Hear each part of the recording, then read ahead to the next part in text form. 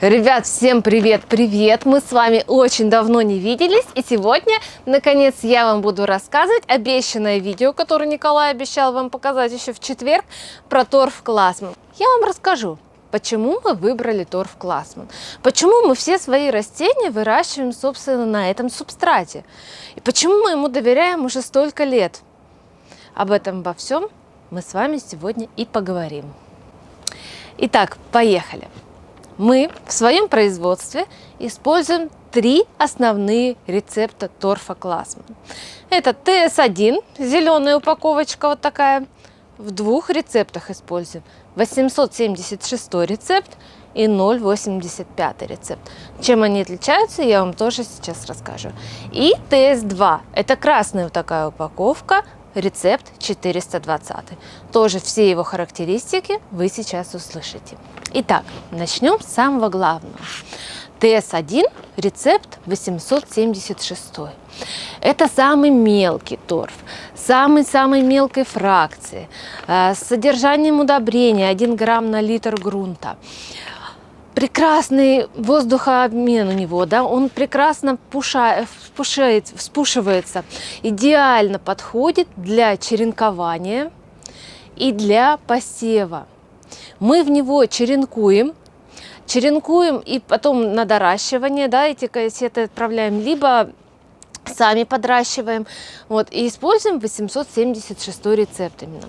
876 рецепт позволяет, значит, укоренение происходит намного лучше в нем, в этом рецепте, чем вообще во всех торфах, которые мы пробовали, да, то есть производительность увеличивается гораздо, вот, корни дают растения очень быстро, и самое главное, так как торф содержит удобрения, мы на начальных стадиях наши растения не подкармливаем. Да? То есть у нас отпадает вот эта вот необходимость подкармливать наши растения. Также и с сеянцами. Мы сеем 876 рецепт, и первый месяц мы можем не подкармливать наши растения. Да? То есть у нас автоматически выпадает вот эта вот стадия подкормки. Да, ну, то есть мы просто занимаемся поливом и опрыскиванием, все. Вот. Дальше, да, то есть это был 876, самый мелкий торф. Сейчас я вам покажу, кстати, как он выглядит, какая у него фракция мелкая.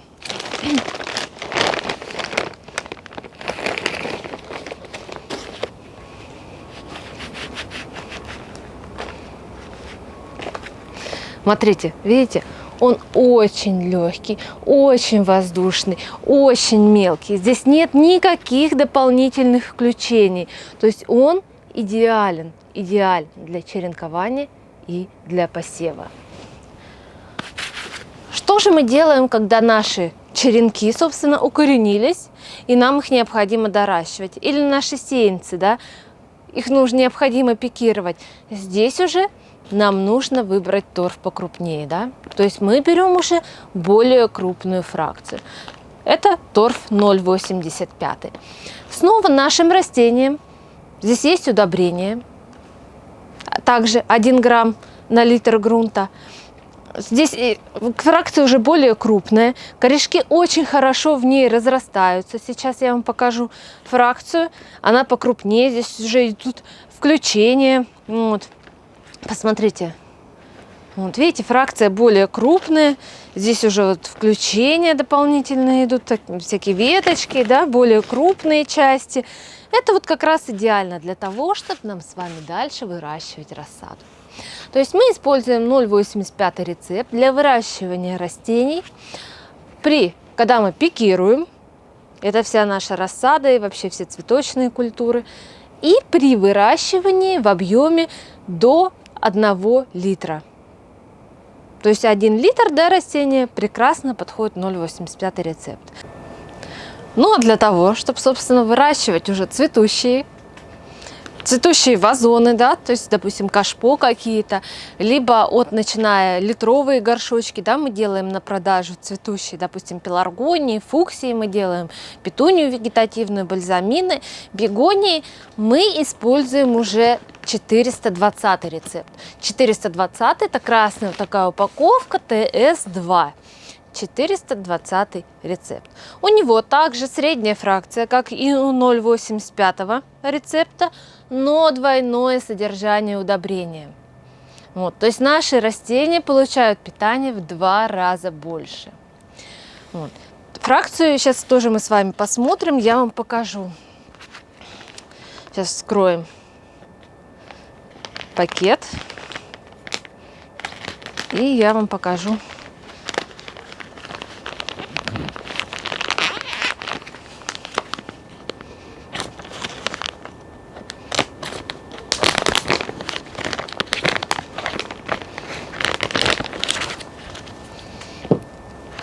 Кстати, обратите внимание, видите, да, торф, он идет в спрессованном виде. И для того, чтобы его использовать, нужно его вспушить, да, то есть мы берем вот такой кусочек, отламываем и вспушаем.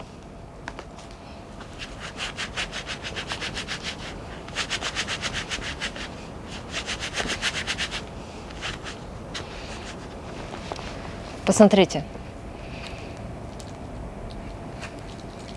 Да, то есть это торф средней фракции с двойным содержанием удобрения. Здесь уже более крупные части, которые подходят для выращивания кашпо и литровых горшочков, как я вам уже ранее и говорила. Итак, как же мы работаем с торфом? Да? То есть мы взяли кусочек его, вспушили максимально, да? То есть он должен у нас быть рыхлым, воздушным, прям очень-очень-очень воздушным таким, да. Вот. После этого мы его напитываем влагой, да, то есть мы его поливаем, снова вспушиваем, и в итоге мы получаем вот такой вот субстрат. Вот такой субстрат уже мы используем для посадок, да, то есть это уже готовый. Все, мы его вспушили, напитали влагой. Все, в такой торф мы можем сажать.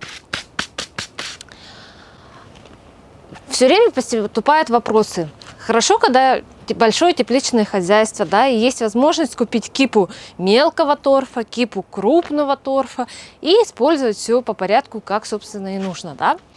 Но если это просто обычный садовод, которому нужно вырастить рассаду, что же делать? Как же брать столько много кип, ему просто не нужно. Для этого можно взять просто 0,85 рецепт и просеять его. Мы его просеиваем, отделяем отдельно крупные части, отдельно мелкую фракцию. В ту мелкую фракцию, которую мы отделили, можно осуществлять посев, черенковать. А то, что остались крупные уже волокна, их можно использовать для кашпо, рассады и так далее. То есть, да, обычному садоводу, в принципе, не нужно покупать несколько разных рецептов. Достаточно купить один средней фракции, 0,85, например. Давайте поговорим о том, как же нам хранить торф. У торфа Классман, как мы знаем, есть срок годности. 9 месяцев. Это не значит, что после 9 месяцев его нельзя использовать. Просто производитель гарантирует, что удобрение, содержащееся в торфе, в течение 9 месяцев будет активно работать. Вот. Как же мы храним? Торф храним. Должно быть хорошо проветриваемое, вентилируемое помещение, либо лучше всего это если на улице под навесом. Главное условие, чтобы не попадала влага и прямые солнечные лучи. Если же у вас не целая кипа, да, на каждой кипе есть такие перфорации, да, то есть дырочки, через которые проходит воздух. Если у вас не целая кипа, которая замотана, допустим, там, в пакет или в стрейч-пленку, ни в коем случае так хранить нельзя. Обязательно делайте надрезы, да, чтобы воздух у вас поступал. В теплом помещении хранить торф не рекомендуется. Если вы храните его зимой, лучше убрать на балкон, допустим, да, либо в гараж куда-то. То есть, лучше на улицу. Его лучше разморозить, занести домой, разморозить или в теплицу и дальше использовать. Никакие функции его не пострадают, да, то есть он будет точно так же работать. Вот. А если вы его замотаете, допустим, в плотный пакет и не будет поступать туда воздух и поставите еще в тепло, гарантированно что-нибудь у вас пойдет, какой-нибудь грибок, да. Вот, то есть потому что идет активное развитие бактерий именно в замкнутом пространстве, без доступа воздуха и при высокой температуре. Да? Поэтому запомнили, торф Классман храним на улице под навесом. Ну, идеально. Дальше, значит, сейчас я вам расскажу, где же посмотреть рецепт. Если мы берем вот такую зеленую упаковку, 876 или 085, у вас возникает вопрос, где смотреть рецепт. Итак, смотрите, вот здесь идет маркировка. Вот, идет маркировка, и вот здесь первая надпись, вторая надпись, и вот во второй надписи, вот здесь в конце идет рецепт, номер рецепта. Ну и так, ребят, почему же, собственно, мы остановились на торфе Классман, да, почему мы сделали свой выбор в пользу этого производителя? Собственно, потому что мы до этого использовали очень много разных торфов, да, мы пельгорский использовали и других производителей, но когда мы стали пользоваться субстратами Классман, качество нашей продукции заметно выросло, потому что Классман – это действительно настоящее немецкое качество, которое проверено временем, собственно, да, и количеством выращенных на нем растений. Он нас еще ни разу не подвел. Это, знаете, как сравнивать, допустим, машины, да, Мерседес. Вот Мерседес, да, считается лучшая машина среди машин, так и Классман – это лучший торф среди торфов Классман. Ну а я вам желаю, чтобы ваши растения вас радовали, чтобы они пышно цвели, и в этом, собственно, поможет вам торф Классман. Все, ребят, я с вами прощаюсь на сегодня. Пишите комментарии, было ли полезно наше видео, о чем вы, кстати, еще хотите узнать. Напишите, помогите нам с Николаем, какие темы раскрыть. Ну все, а я с вами прощаюсь. Пока-пока.